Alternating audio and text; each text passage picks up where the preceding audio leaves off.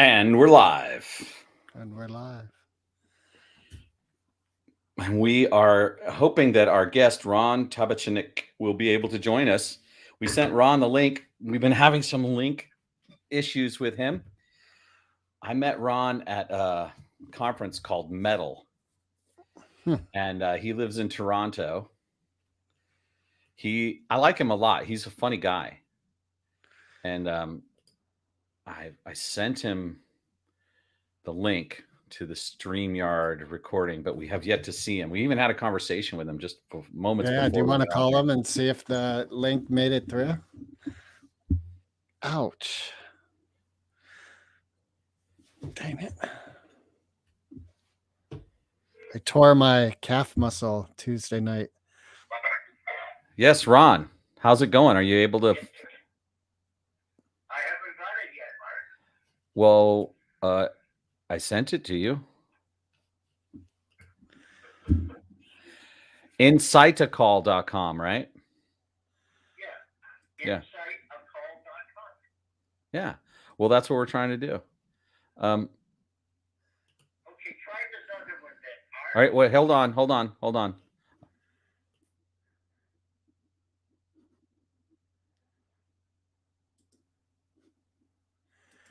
While we are waiting, this is the funny episode where we discuss humor. You know what's funny? 3 old men trying to join a live stream podcast.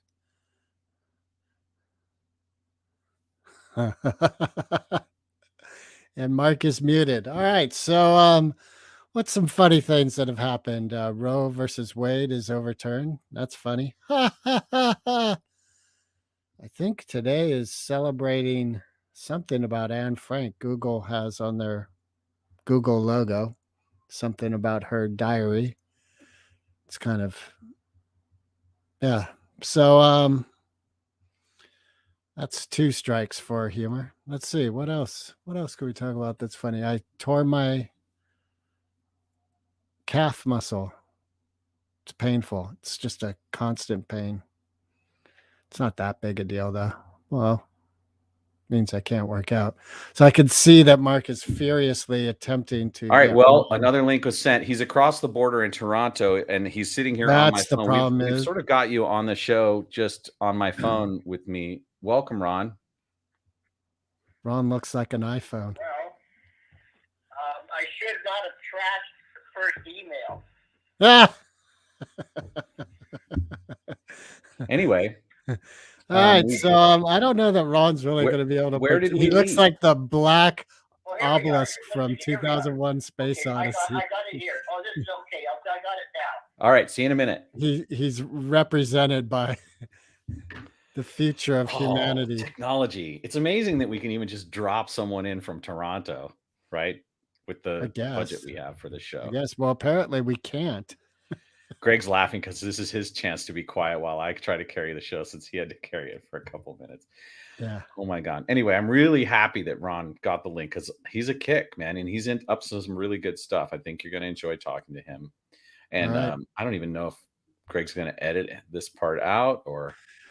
Probably not. I'm lazy. Can't hear you right now either. There he is, Ronald McDonald. Oh, here we go.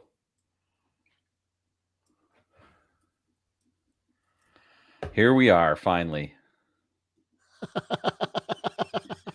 Little chaos, little fun. Greg, meet Ron. Hello, I thought Ron. you called me finally. Hello, finally. I thought you called me finally. No, I called you Ron.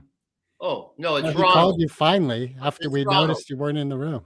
No, it's Ronald because my unconscious decided to be a little more professional this morning. Okay, Ronald. Glad to have you. Thanks for joining us. Yeah, you bet. So it's been a kind of a rush morning for me, a rush week for me. How about you, Greg? How was your week? You were just saying you tore your calf while you were working out? Yeah, I tore my calf muscle in my left leg. Badly? Bad enough where it hurts. But does it require surgery? No. Okay. So it just requires healing. What did you tear, Ronald? I tore my My Achilles unconscious. All right. Awesome. I have to tell you, fellas, this is dangerous Why? Okay. because I only thrive on danger. I don't thrive on left brain stuff. I only thrive on right brain in connections. What's the difference? That's your problem. For those of us who can't see Ronald's imagery because you're listening on the podcast, he has two brain hemispheres on his background, one of which is gray and has geometric shapes and lots of lines and dots and connecting things. And then the other one is a multicolored rainbow watercolor paint effect. And Painting there's outside purples and of the greens and lines. yellows. I see. Yeah. What did That's you a- say? What's this? Who is this guy? His Who's name's this? Greg Wilker. He's the Moped Outlaws. So why didn't you introduce me to him? I did. I said, Greg, meet Ronald. You don't remember? 1 second. Can we start again? Where was I when you introduced me? Apparently, Apparently. Now you're calling me apparently? see, I told No, you this was going to be fun. apparently. Greg, it's your turn. Go ahead. With what? Whatever you want to. What do you think of me? Well, I've just met you. You I look like asked a you. button-down chap. If you go inside and ask Greg to tell you what you think of me, you'll find out the truth. Oh, is it that easy? Yeah, it's that easy. Oh, I think you're a brave man to saunter on to this podcast with a couple of nuts. One a stranger, obviously. And Greg, we did this a few hundred years ago, but you forget because you were asleep. It's okay. I was embryonic at that stage. I know. We all were. Well, what do you think of humor? Is it important? It's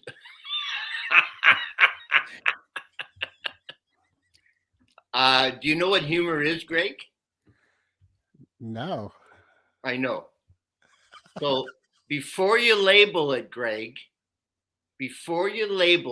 what's the experience?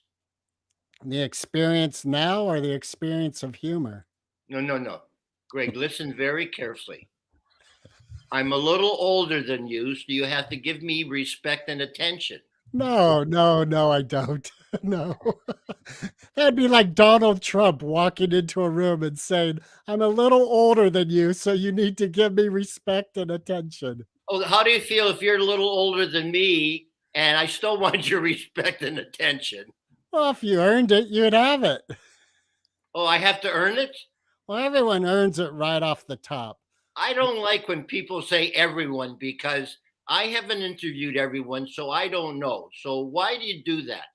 Because that's the baseline where I start. Everyone has attention and respect.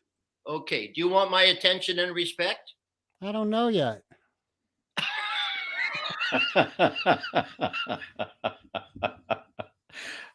Oh my God. Is this going to turn into the Bickersons overnight? Is this going to be like the shortest podcast ever? Well, we're laughing, so that's a good start. Yeah. So I'll ask you again, Greg. Take away the label, and what's the experience, Greg? The experience of humor, I think, Yes. is what you're asking. Yeah, the experience of that word label. What do you think? What's the experience? Wait, the experience of that word label? Yeah, when you say the word humor, you're pointing to something. What's the experience? Frivolity, lightness, joy. That's not an experience. An experience is something you feel. That's what I'm feeling. Frivolity, lightness, joy, No, you aren't. warmth. What does joy relate to? What does 1 second. What does frivolity point to? Laughter, laughing. Mark, how old is this guy? He's old enough to know what to do, but young enough to know better. Oh, okay. Greg, why What's my problem, Greg? You're Your trying problem is too you're hard. on the Moped Outlaws right now, and you're not going to get a straight answer out of Greg. Greg, do you realize that language is made up? Yes. No, you don't. Well, if we don't trust each other, it's going to be a short conversation. Why do you keep on saying this is a short conversation? No. You know anything, Greg? Do I know anything? Why I you know asking? that you you asked me a question, I gave you an answer, and you said no, you're wrong. Yeah. When you're asking me about my knowledge and experience, so what kind of a conversation is going to occur if my knowledge and experience, when I'm answering honestly, is challenged? But what is an experience? It's a great question. What is an experience? I'm having an experience right now. I'm not sure what it is. Oh, that's a great question, Ronald. What is an experience? Please I share don't with have us. an answer to that. Well, do me a favor. Greg wants to give you the answer. He does. He's really edging around. What comes to mind is it's a combination of chemical release in a biological machine, along with ethereal elements that we don't really understand on a physical plane, such as emotions, imagination. So, an experience, it's definitely something I think is important. Like, I believe that the best teaching element in life is experience. You and I could jabber about something all day long, but unless it's really experienced, there's no learning that happens. Yes, exactly.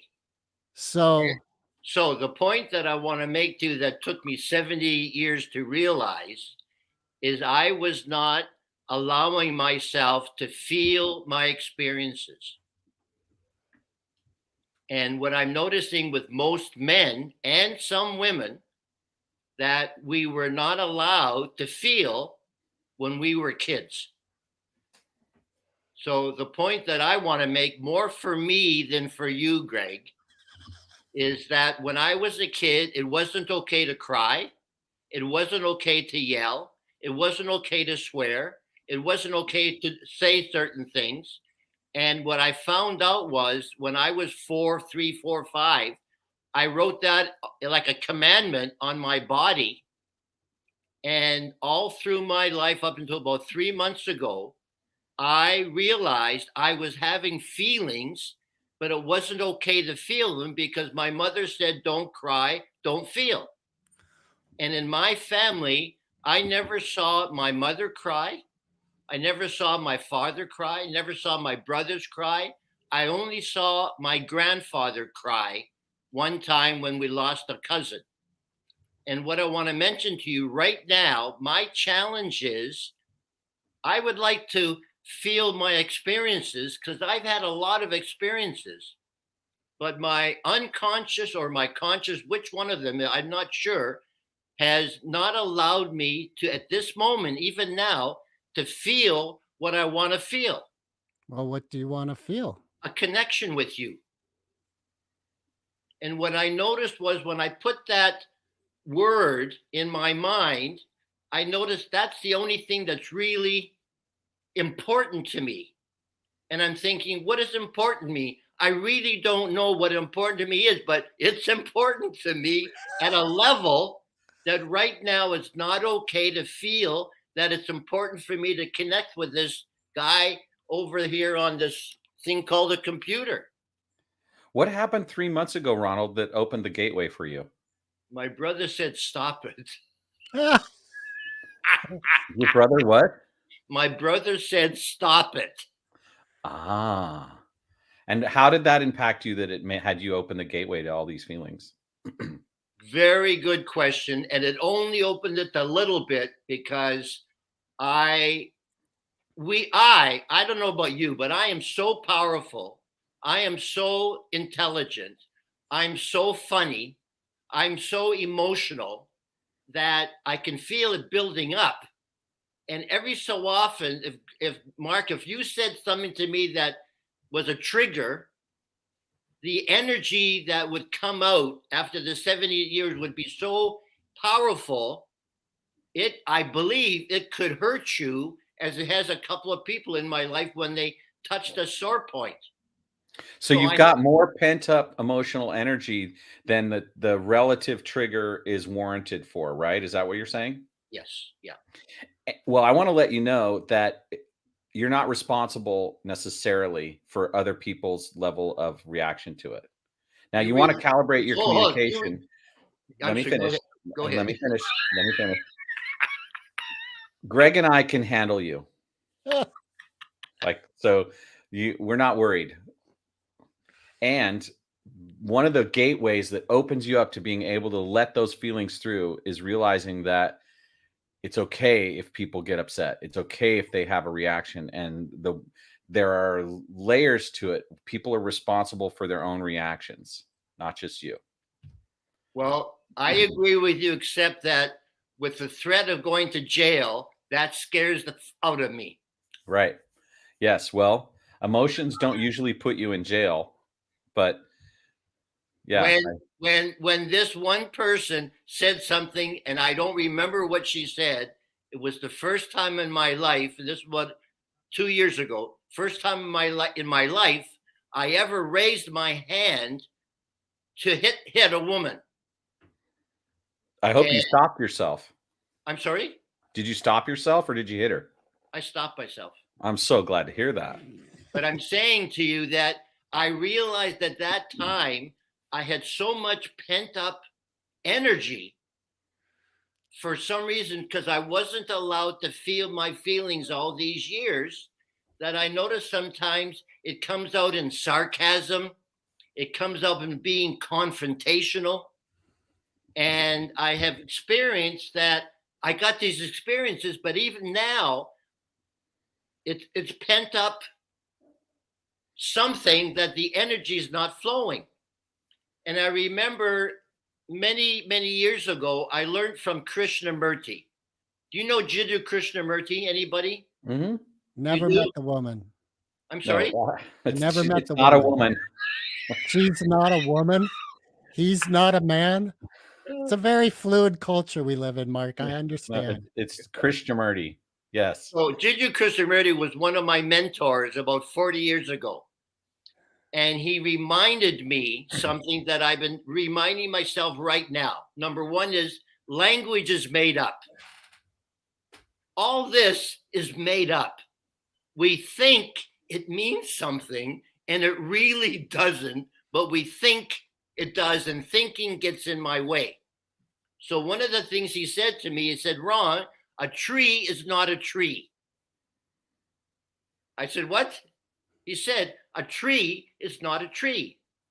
And after listening to him for about 2 years, I realized the word is not the experience.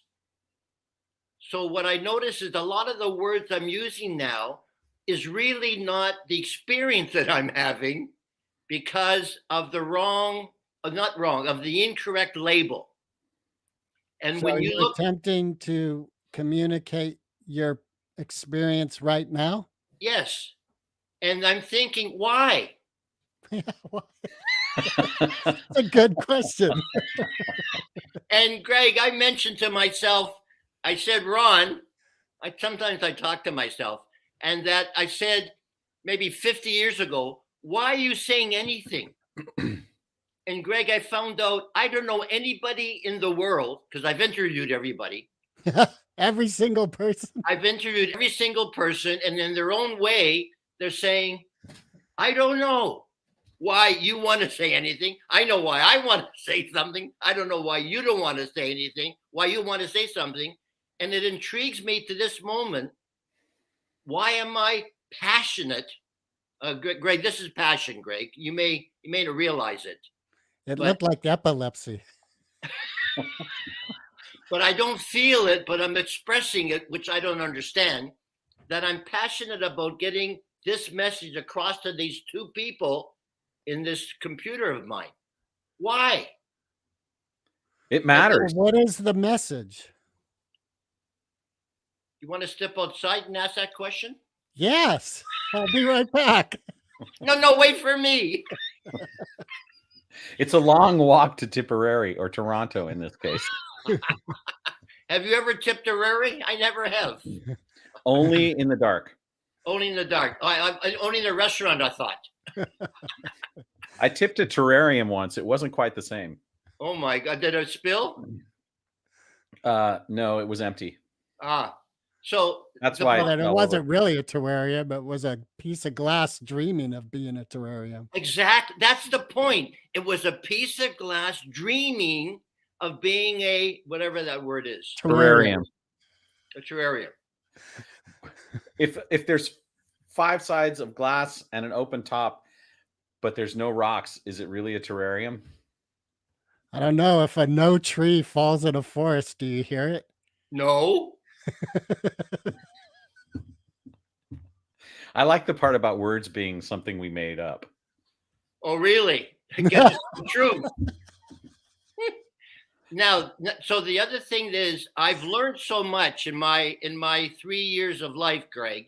The rest of the time I was asleep, that I became aware that I am a genius when it comes to problem solving, basically in language. And the thing that I want to toot my horn, that when you give me a problem in words and I give you a solution, they're in words. So all I did was rearrange the words that you already had the solution in your mind, or else you wouldn't get it. So I have found out that playing with words, you have the solution right there if we played with the words enough. It's a semantic trick. It's a trick of semantics. No, don't be anti-semantic. It really isn't. Again, I wanted to throw that in there to make you smile. Do you know Edward de Bono, Greg? No, never met the woman. Mark, do you know him? What's the name again? Oh, shit. Oh, let's go on to another topic. Do you know? Okay. Edward de Bono? He's an actor. No. It's better that you don't guess and show your naivety. Okay. I live in. Have you ever heard the phrase lateral thinking? Yes.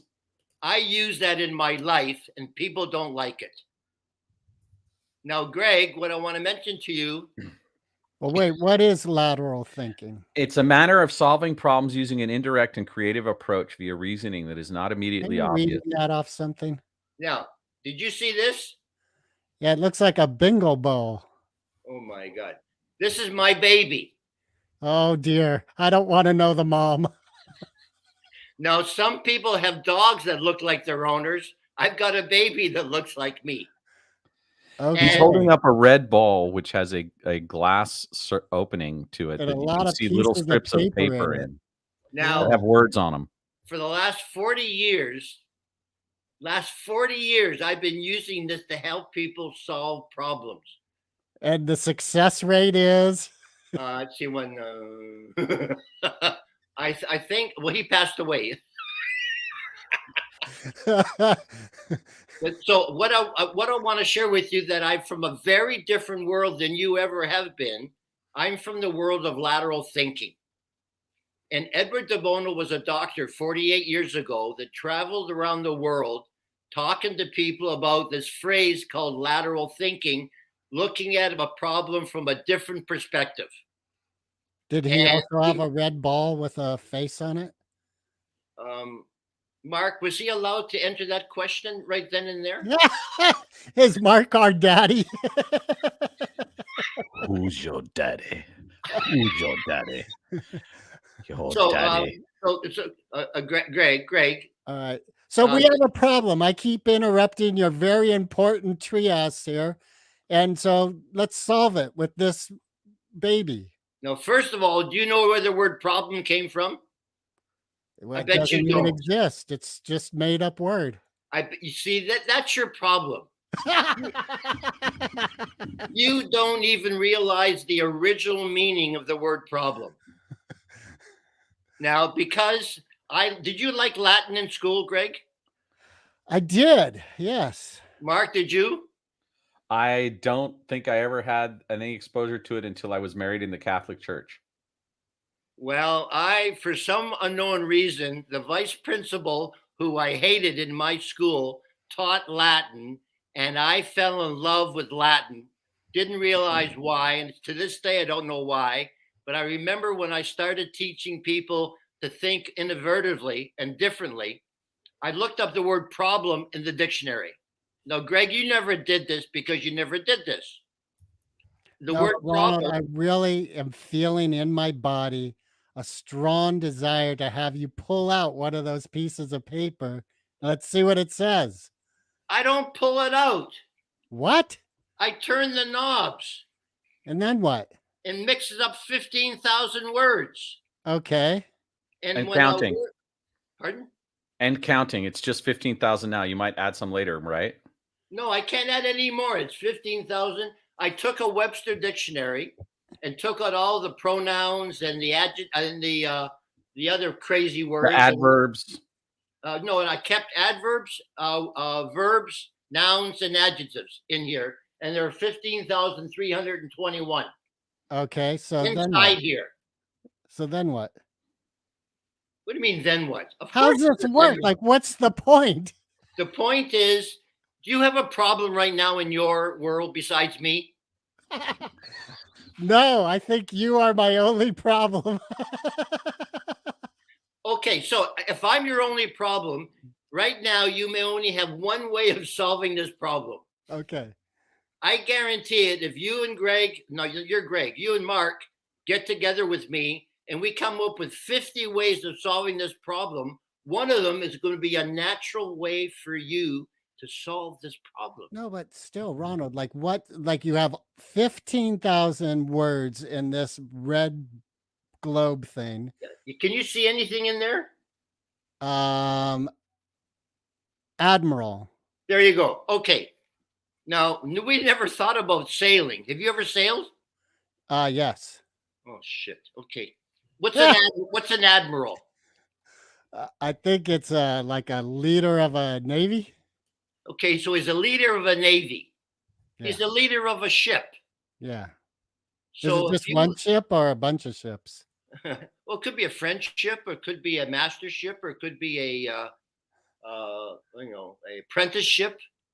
I'm not sure which commander ship. of a fleet or naval squadron or naval officer of very high rank. A So butterfly that has dark wings with bold, colorful markings.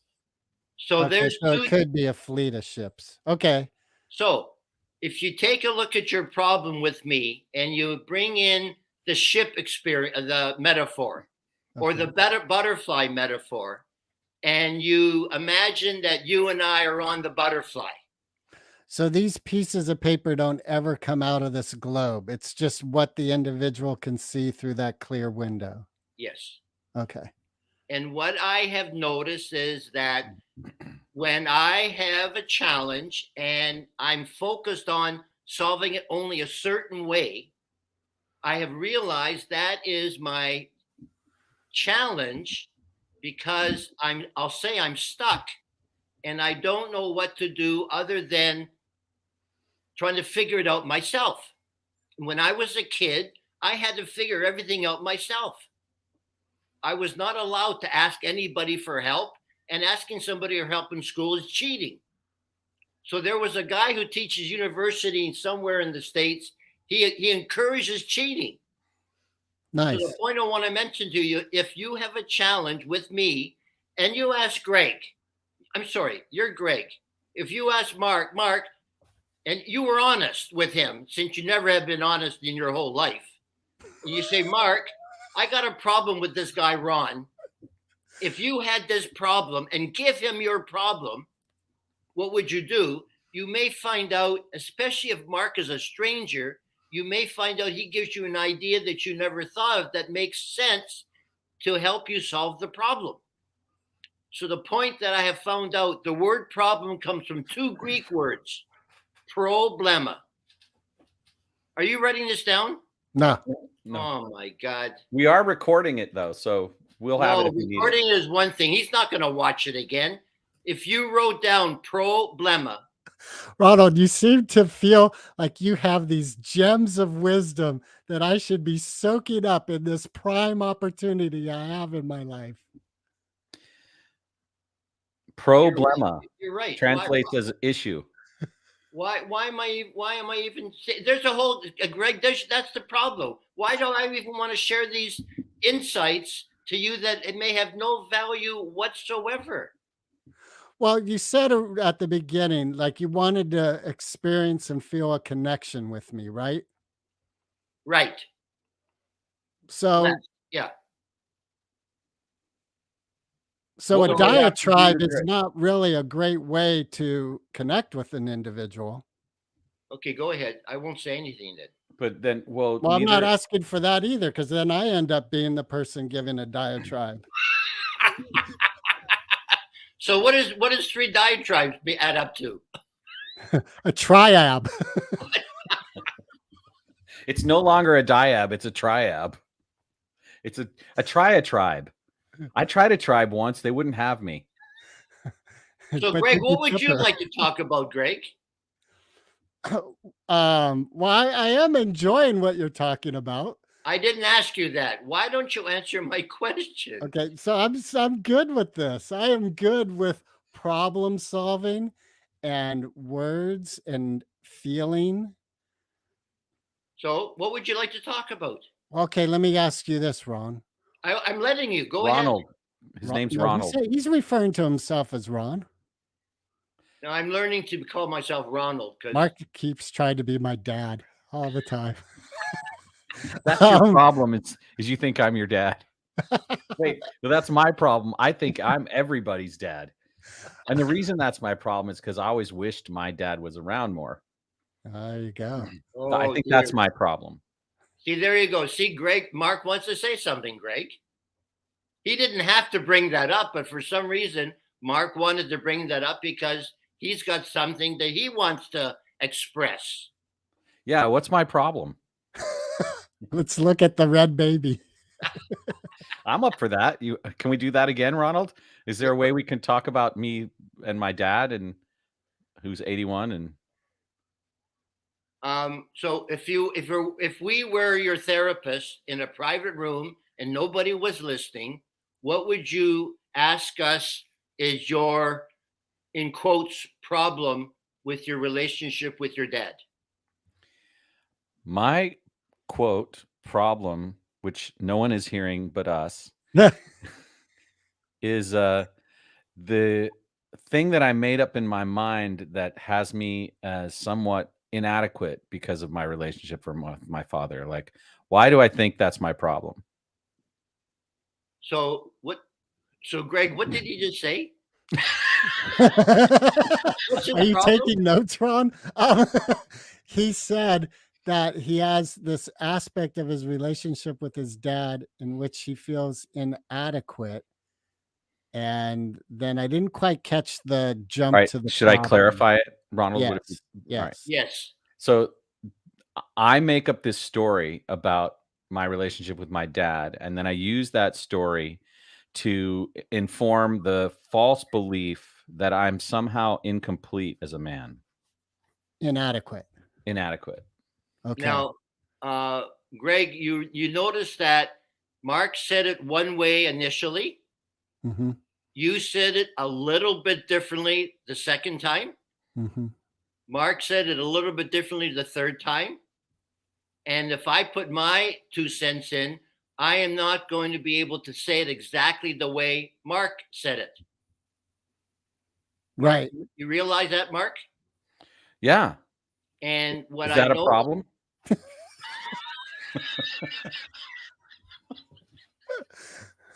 and the only problem you have is you think it's a problem, and it isn't. Great. I'm so glad it was that simple. Because We the didn't word even need the- problem means whatever's in front of you is for you to deal with. So what's the Greek? You were going into that No, it's before Latin. I saw root.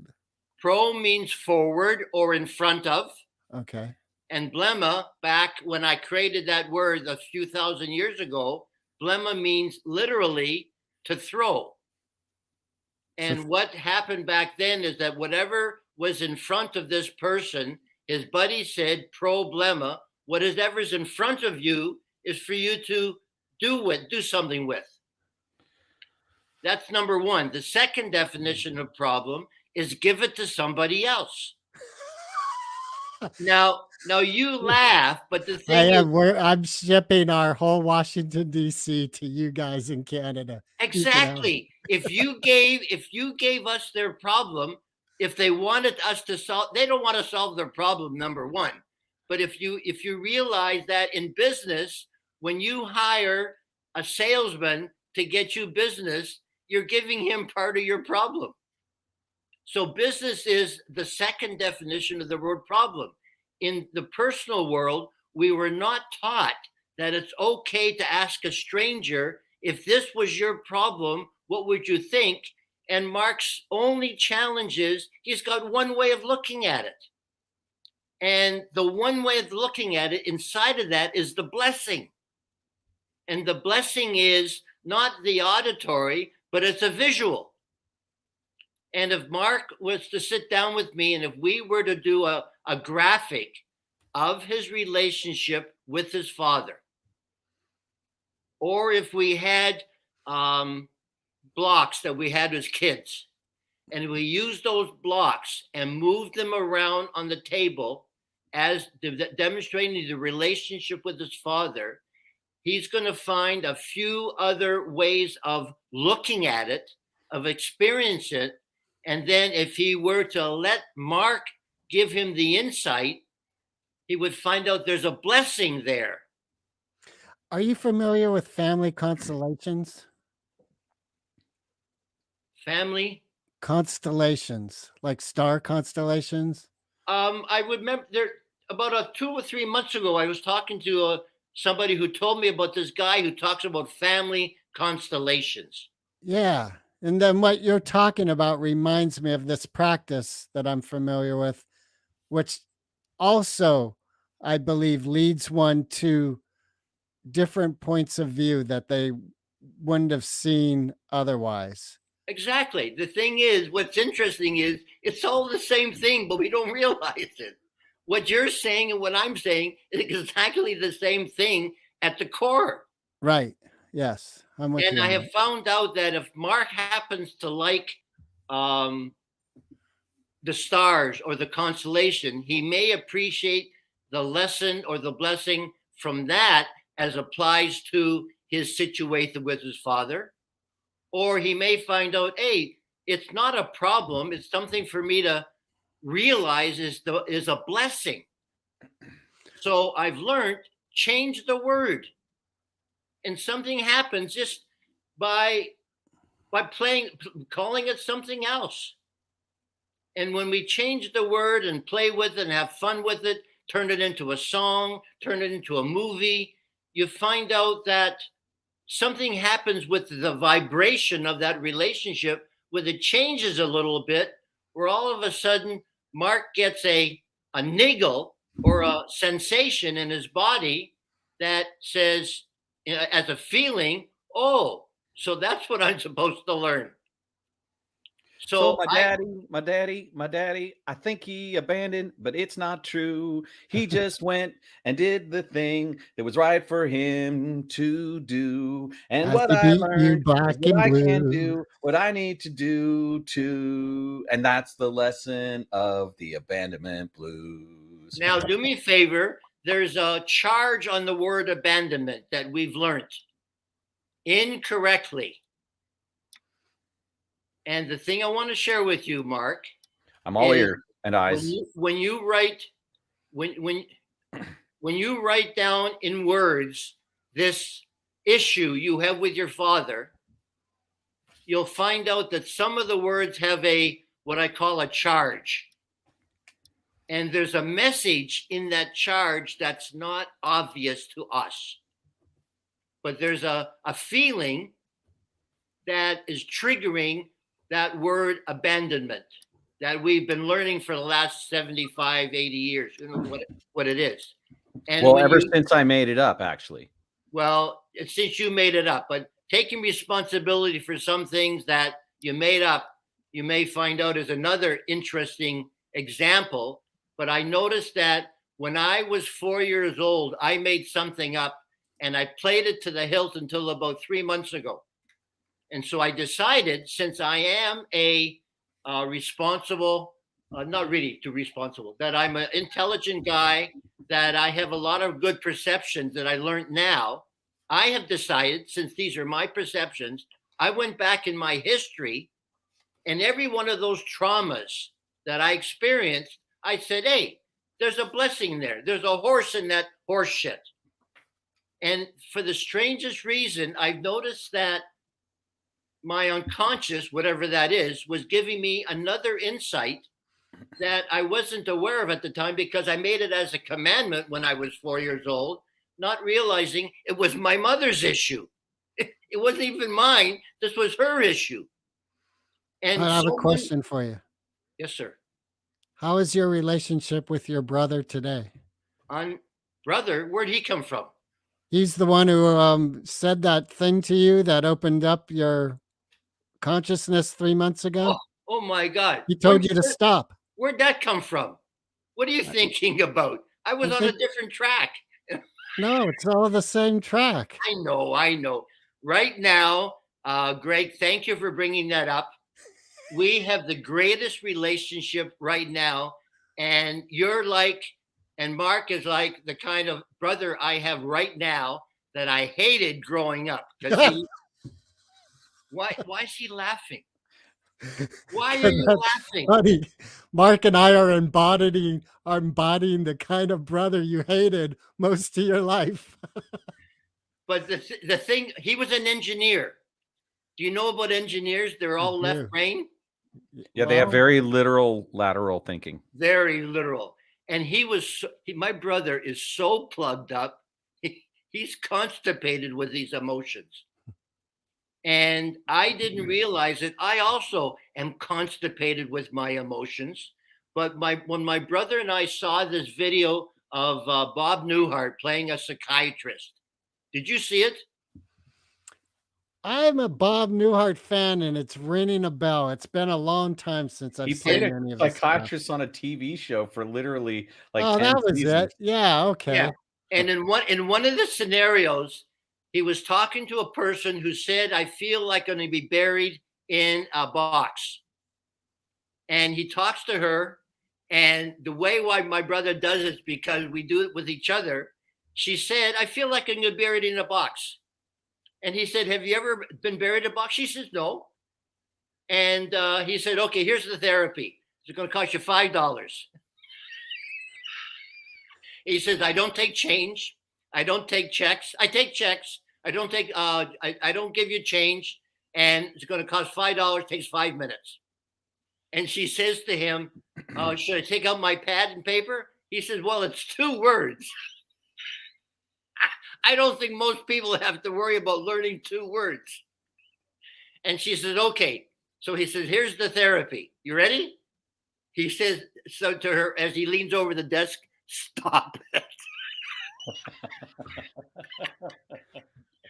So what I want to share with you, my brother and I, we realized, Ron, stop it. We're insane. We've been trying to solve the same problem over and over and over again, expecting to get a different answer. I have become an NLP therapist. I have become a guy who is an ultra-crepidarian. And I have found out is I've learned all this wonderful stuff. I still got the problem.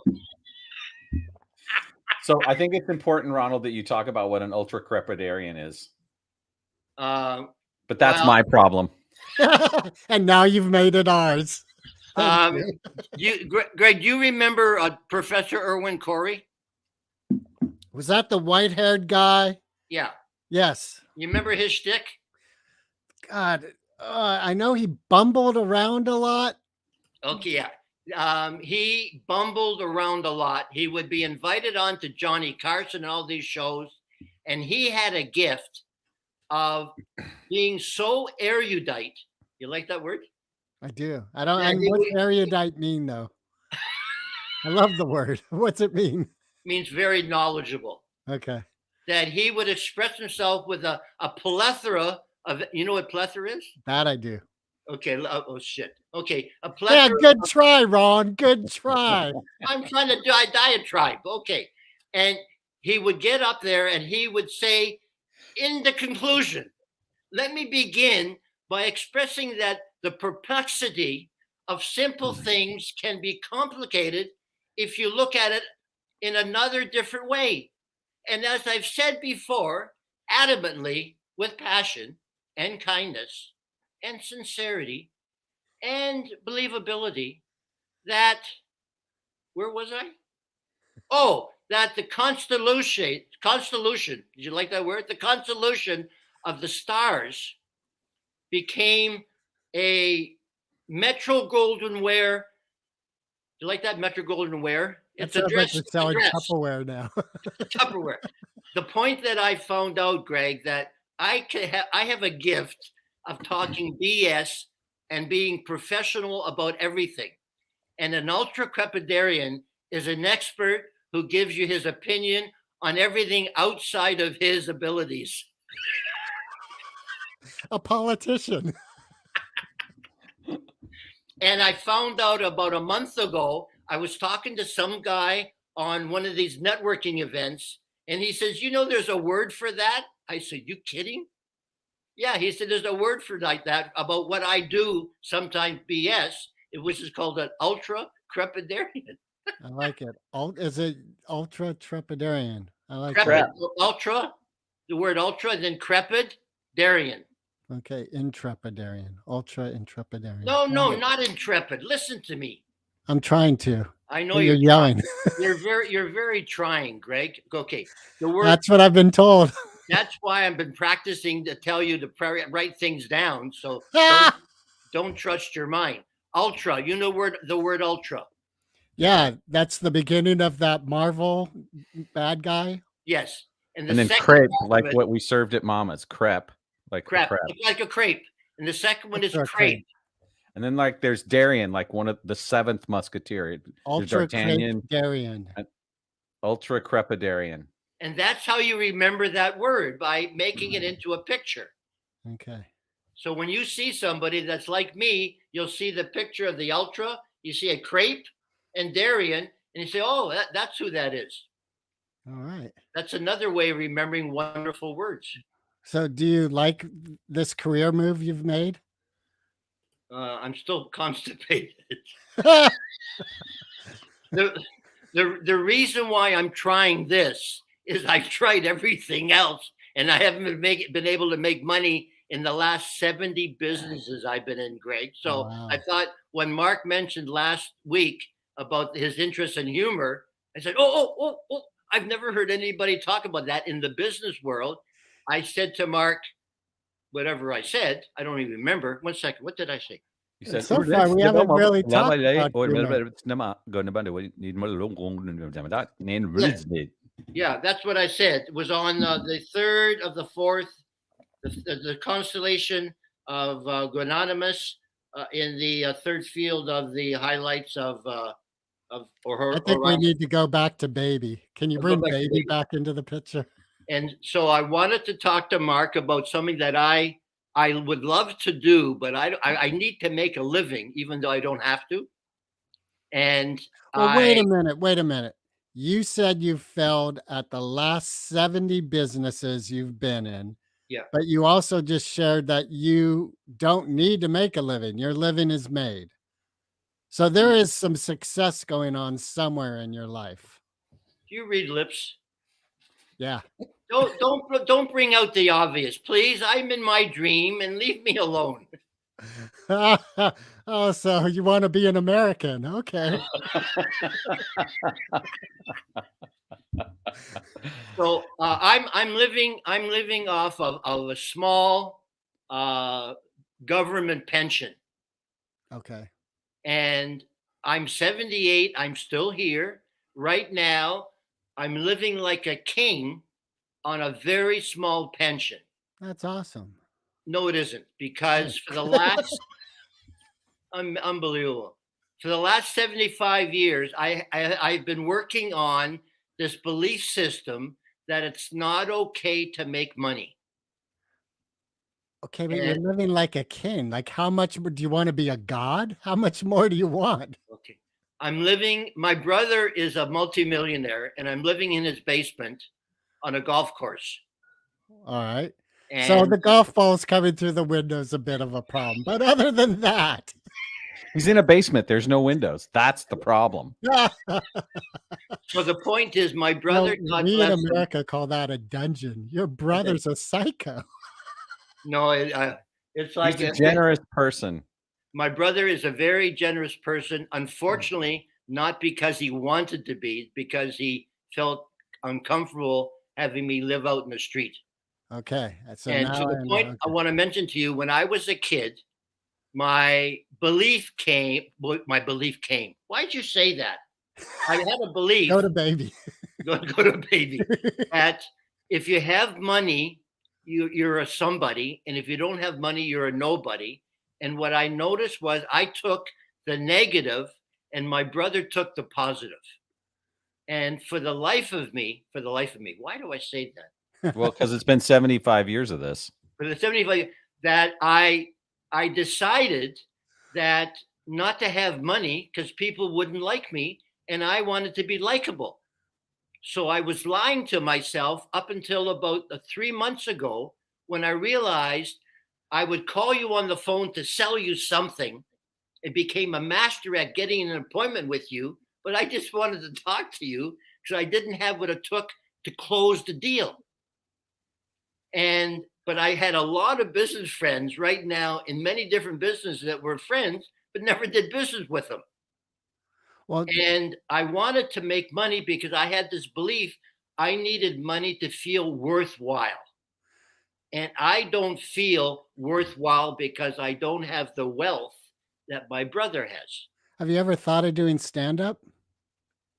I don't like being up on the stage and just doing that. I like engaging with people. I didn't like I have done stand up, I've done improv, and I found the engaging with people is the piece that was missing.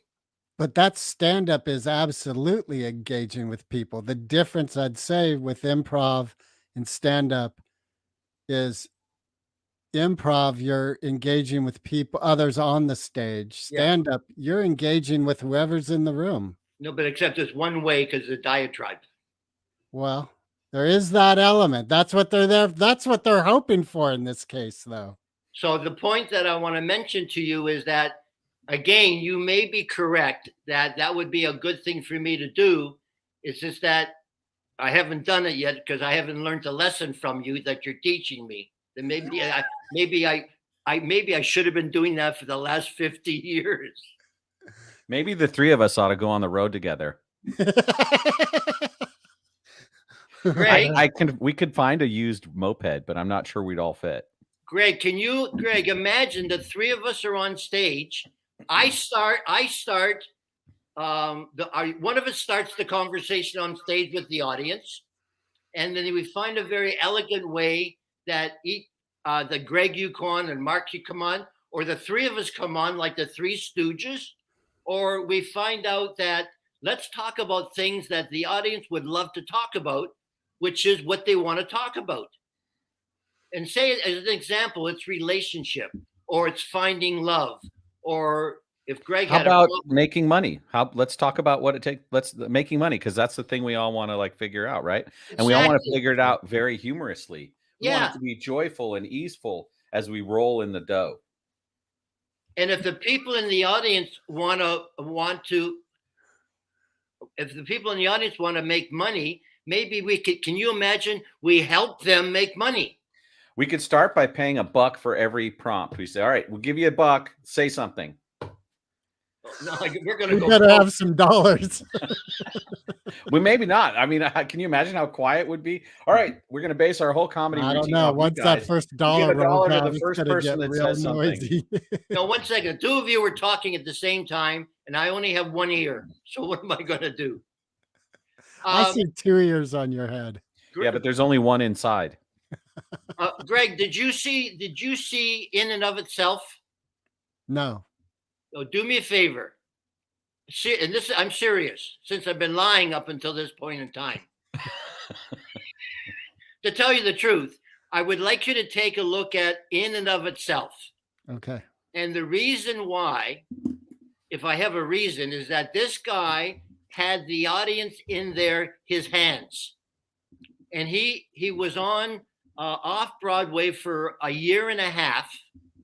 And every night he did the same program with a different group of audiences. And what I found that I would like to do, and maybe we three of us could do this seriously as a business, is something along that line, that we go and do a TED Talk, three of us.